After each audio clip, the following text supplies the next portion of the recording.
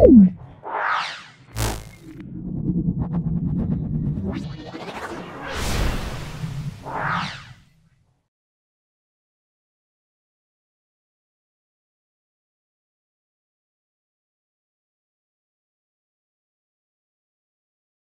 পর্ষদ কর্তৃক সম্পূর্ণ প্রকাশিত নমুনা প্রশ্নপত্র ক্লাস 10-এর অন্তর্গত। খুব ভালো করে দেখো, সম্পূর্ণ ব্যাখ্যা করছি। আশা করি আমার ভিডিও থেকে তোমরা উপকৃত হবে। এর আগে আমরা 14টা সেট আপলোড করেছি। এটা মধ্যশিক্ষা পর্ষদ নমুনা প্রশ্নপত্র প্রথম পর্যায়ক্রমে মূল্যায়ন 2024 সালের। দেখো, এটাও সলভ করে দেখাচ্ছি তোমাদের সুবিধার্থে। চলে এসো, কোনটি গ্রিনহাউস গ্যাস নয়? N2 greenhouse gas, CO2 greenhouse gas, CH4 greenhouse gas, কিন্তু O2 গ্রিনহাউস গ্যাসের মধ্যে পড়ছে না। তাহলে আমরা অ্যান্সার বলবো অক্সিজেন। এরপর দেখে নাও, STPতে 22.4 লিটার কার্বন মনোক্সাইড। কার্বন মনোক্সাইডের যে ভর সেটা আমরা বলবো 28 গ্রাম। অপশান সি বলবো 28 গ্রাম। কোনো রশ্মি বায়ু মাধ্যম থেকে কাঁচের স্ল্যাবে লম্বভাবে আপাতিত হলে তাহলে প্রতিসরণ কোণ কত হবে? প্রতিসরণ কোণ লম্বভাবে আপাতিত হওয়া মানে আপাতন কোণ 0 ডিগ্রি আর প্রতিসরণ কোণ 0 ডিগ্রি।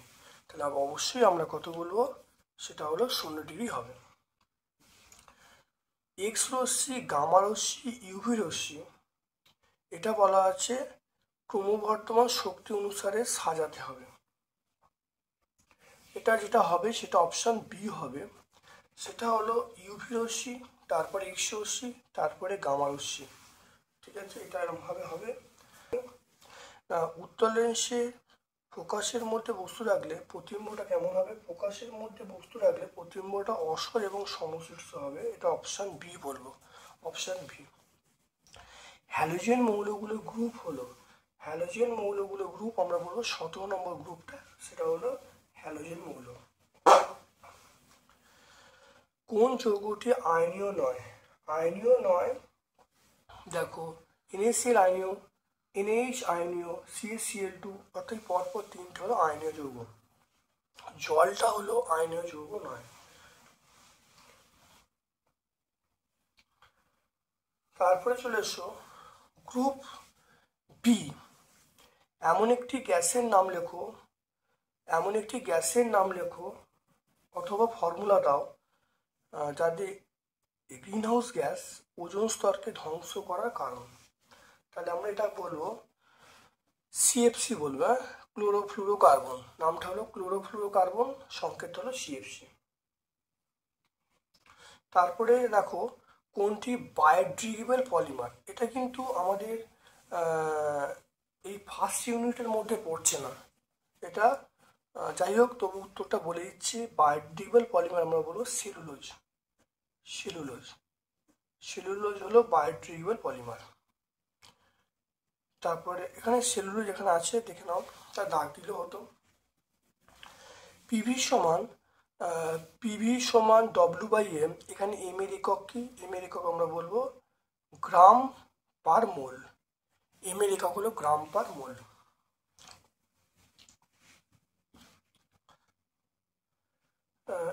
দুটি বস্তুর মধ্যে উষ্ণতার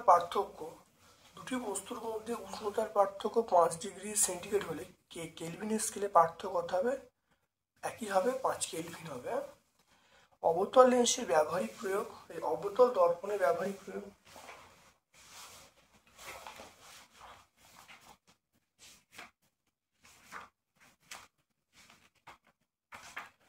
ঠিক আছে, অবতল দর্পণ আমরা টর্চ, সার্চ লাইট, হেডলাইটের আমরা এটা অবতল দর্পণ ব্যবহার করি। পেজ নাম্বার 41 আমরা পাবো। তারপর দেখো উত্তল দর্পণের ব্যবহারিক প্রয়োগ। উত্তল দর্পণ আমরা কি বলবো? দেখো, গাড়ির ভিউ ফাইন্ডারে আমরা ব্যবহার করি।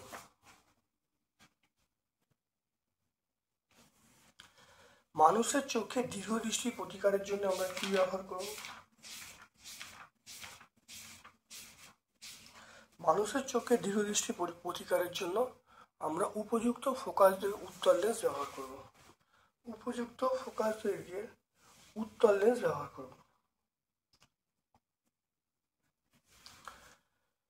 উত্তল লেন্সের উত্তল মানে উত্তল লেন্সের ফোকাসে বিন্দুস্ত রাখলে আগত রশ্মি প্রতিসরণের পর প্রকৃতি কেমন হবে? ফোকাসে দেখে নাও, ফোকাসে বস্তু রাখলে তাহলে প্রতিবিম্ব কেমন হবে? দেখো সৎ হবে, অবশীর্ষ হবে এবং বস্তুর চেয়ে বড় হবে। সৎ হবে, অবশীর্ষ হবে, বস্তুর চেয়ে বড় হবে।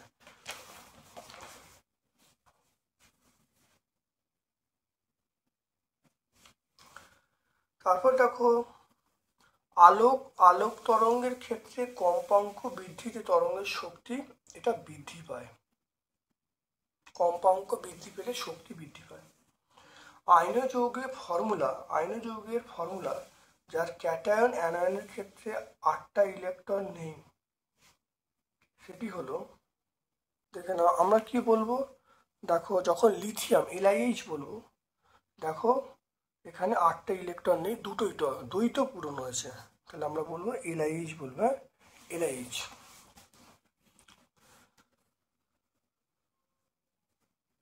তারপর দেখে নাও পর্যায় সারণীতে খাট ধাতুগুলি গ্রুপে ওপর থেকে নিচে নামলে আয়নাইজেশন শক্তি কি হবে?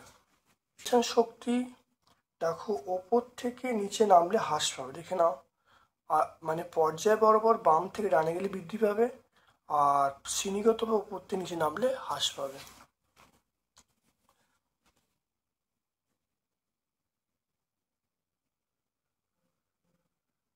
তাহলে ক্রমশ হ্রাস পায়। গ্রুপ সি এর প্রশ্ন চলে এসো। গ্রিন হাউস এফেক্টের কারণ সংক্ষেপে লিখতে বলছি। 1 নম্বর হলো জীবাশ্ম জ্বালানি ব্যাপক ব্যবহার, 2 নম্বর হলো অরণ্য ছেদন, 3 নম্বর হলো ওই ধরো CFC, মিথেন, এগুলোর ব্যবহার অত্যধিক বৃদ্ধি পাওয়া। এই 3টে কারণ তোমরা মনে রাখবে।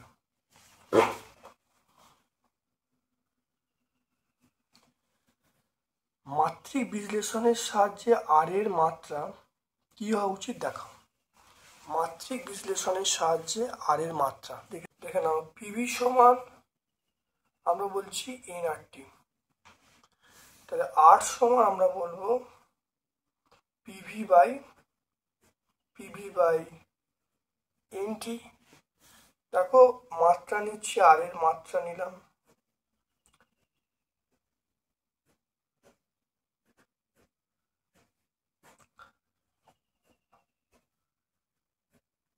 দেখে নাও। তাহলে পি এর মাত্রা কি হবে? চাপের মাত্রা M L⁻⁻1 T⁻²। আয়তনের মাত্রা আমরা L³ বলবো। N মোল সংখ্যার মাত্রা আমরা ক্যাপিটাল N বলবো, আর টি এর মাত্রা থিটা বলবো। এবার দেখে নাও এটা মাত্রা কি হবে। তাহলে M কটা? M দেখো একটা। L দেখো 3টে থেকে একটা বাদ, L²। দেখো এখানে দেখো টি মানে 2 মানে -2।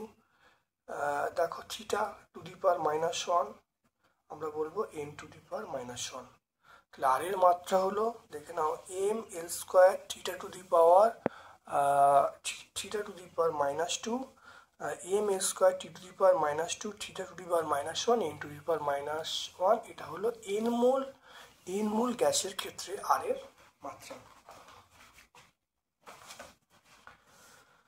তারপর দেখে নাও বয়েল, চার্লস এবং অ্যাভোগাড্রো সূত্রের সাহায্যে প্রমাণ করতে বলছি পিভি সমান NRT।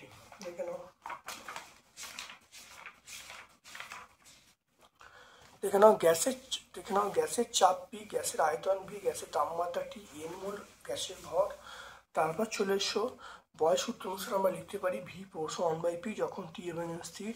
চার্লস সূত্র অনুসারে লিখতে পারি V = T যখন P এবং স্থির। আর অ্যাভোগাড্রো সূত্র থেকে লেখা যায় V = N যখন P এবং T ধ্রুবক। তিনটেকে একসঙ্গে করা হলো, লিখতে পারি V = TNT/P যখন P, T, N সবাই পরিবর্তনশীল।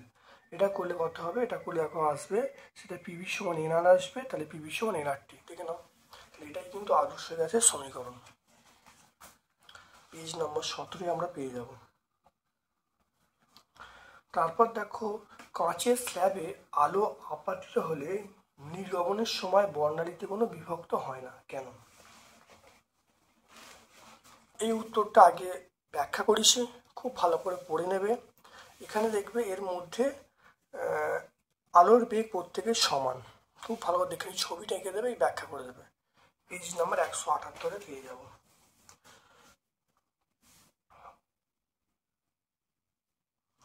দিনের বেলা আকাশকে নীল লাগে কেন?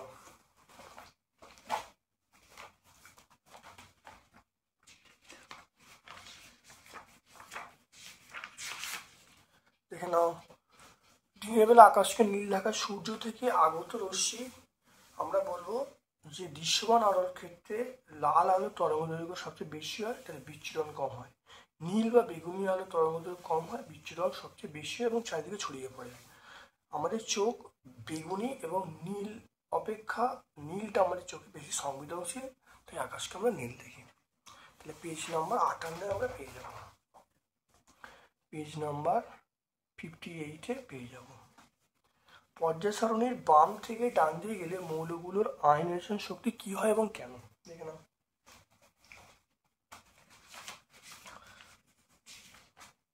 দেখে নাও পর্যায় সারণী, খুব ভালো দেখে নাও। পর্যায় সারণীর বাম থেকে ডানে গেলে, পর্যায় সারণীর দেখো, দেখে নাও পর্যায় সারণীর বাম থেকে ডানে গেলে মৌলগুলো পরমাণু ক্রমাঙ্ক বৃদ্ধির সাথে ধনাত্মক আয়ন বৃদ্ধি পায়, পারমাণবিক ব্যাসার্ধ হ্রাস পায়, ফলে নিউক্লিয়াসে যে আকর্ষণ বল বৃদ্ধি পায়, ফলে তড়িৎ ঋণাত্মকতা বৃদ্ধি পায়। দেখতে পাচ্ছ? তাহলে বাম থেকে ডানে গেলে বৃদ্ধি পায়, কেন? কারণটা ব্যাখ্যা করা হলো।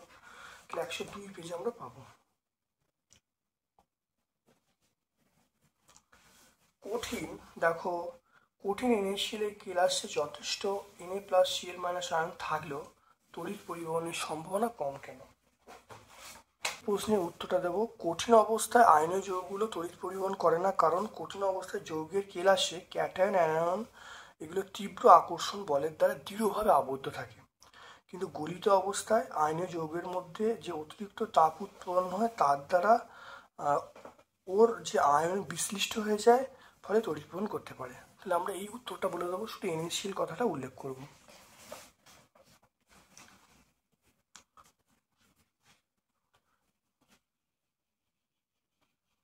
এটা সহায়িকা, এটা আমরা সহায়িকা বলবো। তারপর দেখে নাও, আয়নীয় যৌগের ক্ষেত্রে আণবিক ভর কথাটি চেয়ে আণবিক ওজন কথাটি ব্যবহার করা যুক্তিযুক্ত কেন?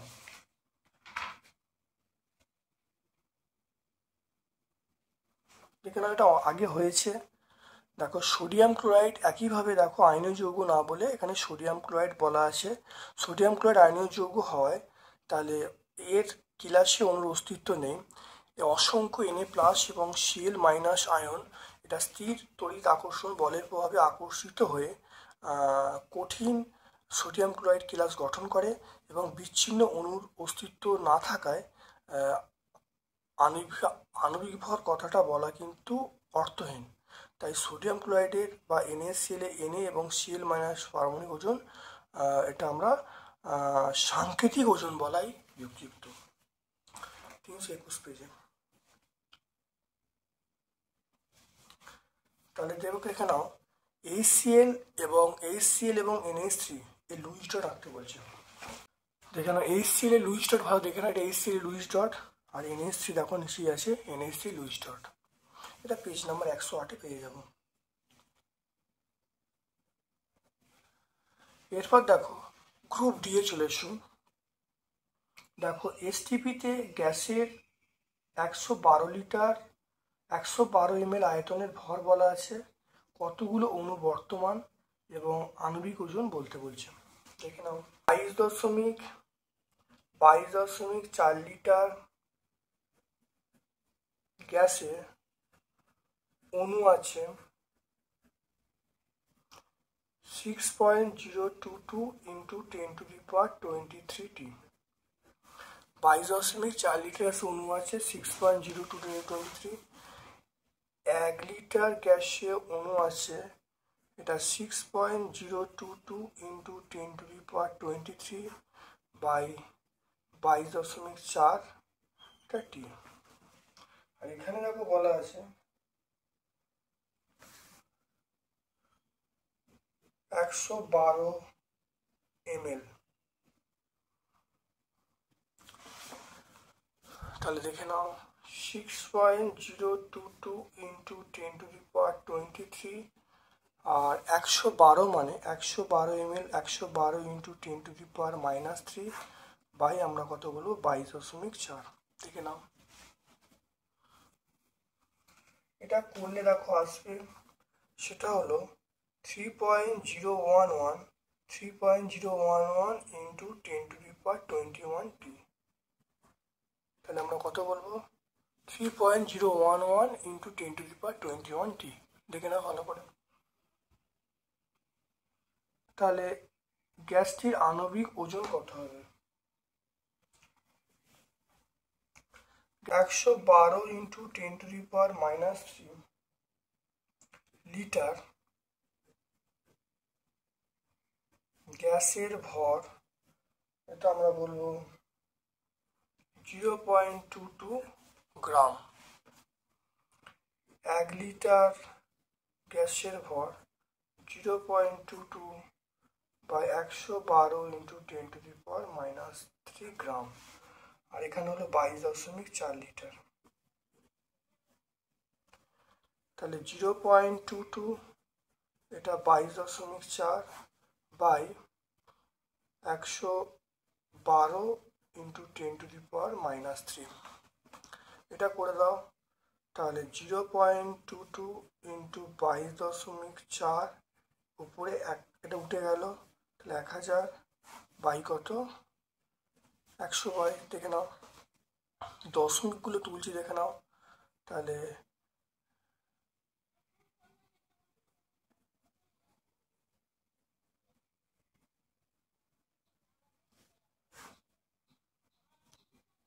দেখো এটা 100 দ্বিগুণ হবে, এটা 10 কেটে গেল শূন্যগুলো, এটা কাটলে কত হবে দেখো 2 হবে, তাই এটা কত হলো 44 গ্রাম। 44 গ্রাম। এবার অতএব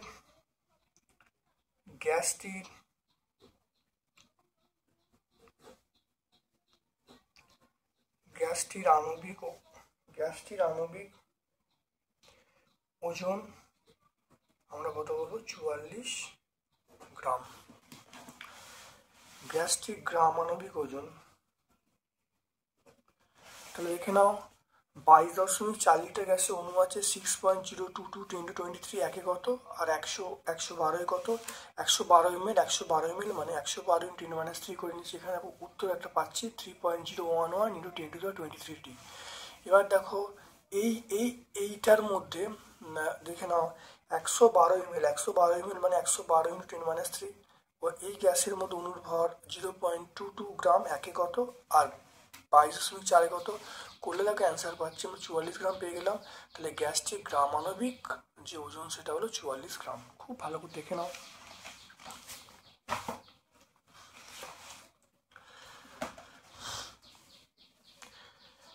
এরপর দেখো প্রধানত কোন কারণে বাস্তব গ্যাসগুলি আদর্শ গ্যাস থেকে বিচ্যুতি হয় এবং কোনো গ্যাসের অণুগুলির গতির প্রধান কারণ কি? দেখে নাও দুটো প্রশ্ন। দেখে নাও এখানে দেখো বিচ্যুতি দুটো কারণ আছে। প্রথম কারণ দেখো গ্যাসের গতীয় তত্ত্ব অনুসারে ধরে নেওয়া হয়েছে আয়তন উপেক্ষা করা যাবে, কিন্তু পাত্রের আয়তনের সাপেক্ষে গ্যাসের আয়তন উপেক্ষা করা যাবে না, 1 নম্বর পয়েন্ট। নাম্বার 2 হলো গ্যাসের গতীয় তত্ত্বে ধরে নেওয়া হয়েছিল যে অণুগুলোর মধ্যে আকর্ষণ বিকর্ষণ বল থাকবে না, কিন্তু বাস্তবে অণুগুলোর মধ্যে খুব কম হলে আকর্ষণ বল কাজ করে, সেই জন্য পাত্রের দেয়ালে এবং চাপ সৃষ্টি করে। ঠিক আছে, এই দুটো কারণ তোমরা ভালো করে ব্যাখ্যা করে দেবে, পেজ নাম্বার 19-এ পেয়ে যাবো। তাই এই প্রথম প্রশ্ন উত্তরটা আমরা পাবো পেজ নাম্বার 19-এ। এরপর দেখো কোনো গ্যাসের অণুগুলির গতির প্রধান কারণ কি? দেখো মানে অণুগুলির প্রধান কারণ সেটা হলো ব্যাপন।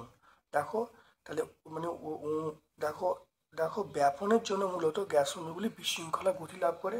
তাহলে পেজ নাম্বার 19-এ আমরা পেয়ে যাবো ব্যাপন কথাটা বলবো। তারপরে আমরা দেখে নাও, তাহলে এখানে 19-এ পেয়ে যাবো কিভাবে উত্তল লেন্সের সাহায্যে সৎবিম্ব গঠন করা যায়। দেখে নাও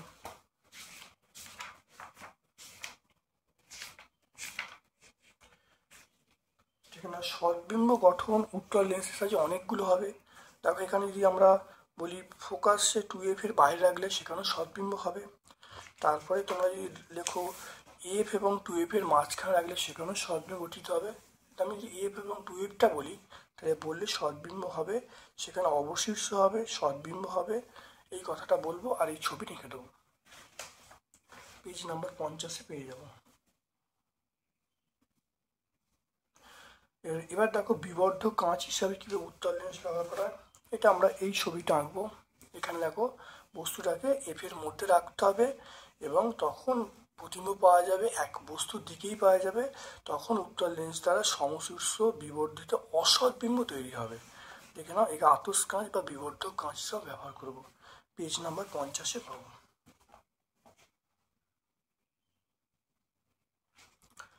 তারপর দেখো উত্তল লেন্সের আলোক কেন্দ্র কাকে কাকে বলে ছবি এঁকে বোঝাতে বলছে।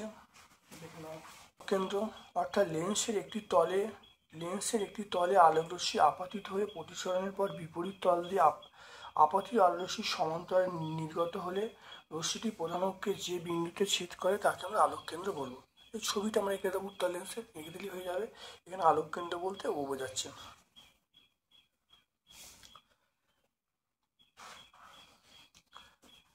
এটা আমরা পেজ নাম্বার 42-এ পাবো। তারপর দেখো কোনো লেন্সের ক্ষেত্রে বস্তু দূরত্ব বলা আছে, প্রতিবিম্ব দূরত্ব বলা আছে, বিবর্ধন কত হবে দেখুন। তাহলে রৈখিক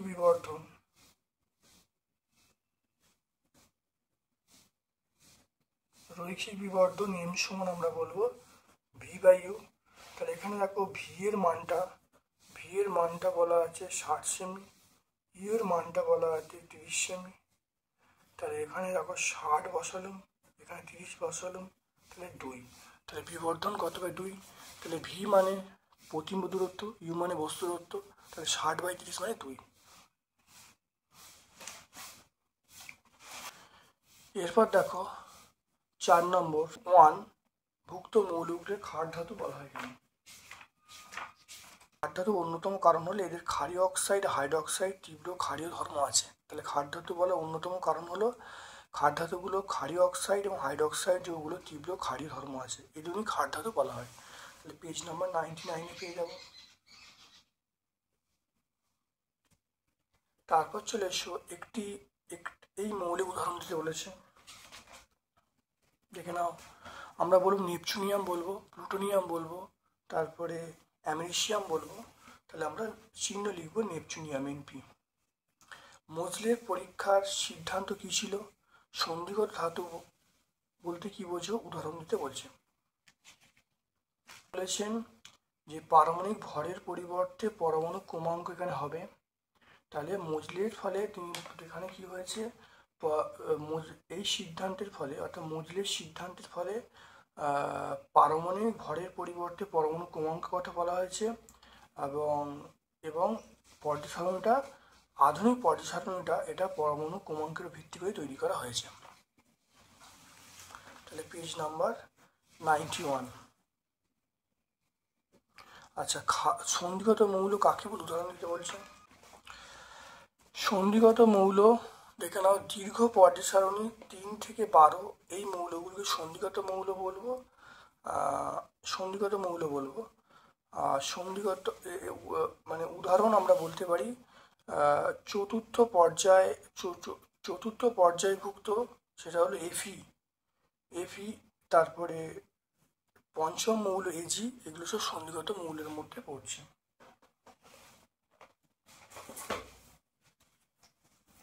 সহায়িকা আমরা 293 পেজে পাবো। তাহলে দেখে নাও, তাহলে মধ্যশিক্ষা পর্ষদ নমুনা প্রশ্নপত্র 2024 সালে সম্পূর্ণ সলভ করলাম। ভিডিওটা কেমন লাগলো কমেন্ট সেকশানে কমেন্ট করো, ভালো লাগলে লাইক করো। তোমাদের সবগুলো সেট আপলোড করে দিয়েছি। যদি তোমাদের কোনো জায়গায় অসুবিধা থাকে তোমরা অবশ্যই বলবে, আমি তোমাদের ভিডিও আকারে আপলোড করে দেবো।